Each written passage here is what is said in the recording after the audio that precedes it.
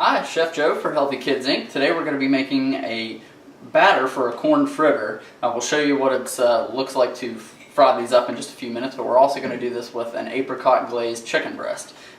This is super easy to do. We've got our dry ingredients here, and you can check your recipes for the exact measurements, but we got some baking powder, a little bit of cornmeal, some flour, a little bit of sugar. We're going to use some salt and pepper, and we're going to put this in the bowl first. Dump all that in there. Next thing, we're going to add our milk to our egg. We have one large egg. You can use milk or half and half in this case. I'm going to add the wet to the dry. Season it real quick. A little pepper. Salt. I'm even going to add just a splash of oil to that. I'm going to mix this up so everything becomes nice and incorporated, and then we're going to add our corn into the batter. You want to do this until it's all incorporated well together. If you need to, you can add in a little bit more milk or even a splash of water to thin it down if it gets a little too thick. This is looking just right. Just want to make sure you got all of the dry incorporated into it. Scrape down the sides of your bowl. Okay. Now we're going to dump our corn in.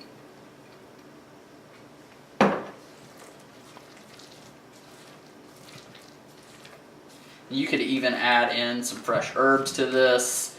You could add onion, chives, lots of different stuff into this to kind of kick it up a little bit. You could even make them a little bit spicy if you wanted to. Add some cayenne pepper, some paprika. Alright. Mix that up. You should be able to see here, it's kind of a thick batter. You got your corn incorporated into it well. And then you're just going to use a tablespoon, and you're going to pan fry these in just a little bit of oil until they get golden brown all the way around. Or you could bake them off if you really wanted to. You could put them in a mold and bake them. But we're just going to pan fry these. So that's all there is to that. So you can let this rest for just a few minutes after you mix it before you pan fry it. So while your pan is heating up, that should be adequate time to let this rest. Alright, so now we're going to glaze our chicken breast, and it's as simple as taking apricot preserves, a little bit of salt and pepper, salt, a little bit of pepper,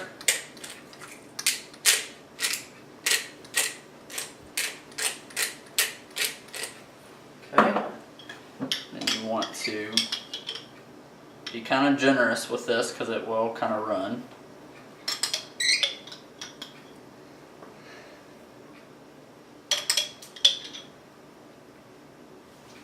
And take the back of your spoon, kind of spread it in.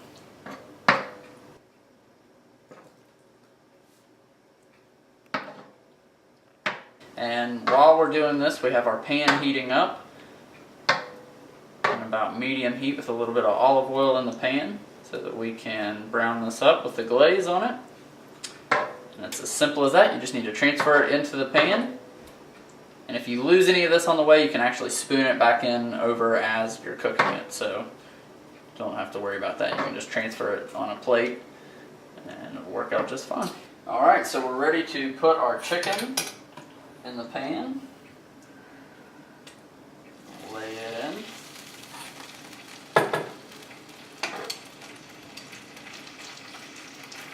That start to cook. While that starts going, we're ready to drop our fritters in. I'm going to take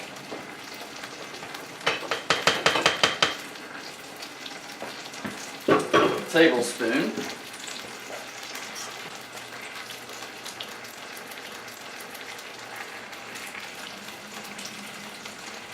drop these in one at a time.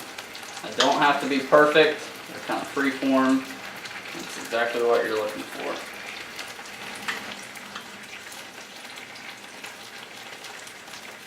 Just make sure you space them evenly when you put them in the pan.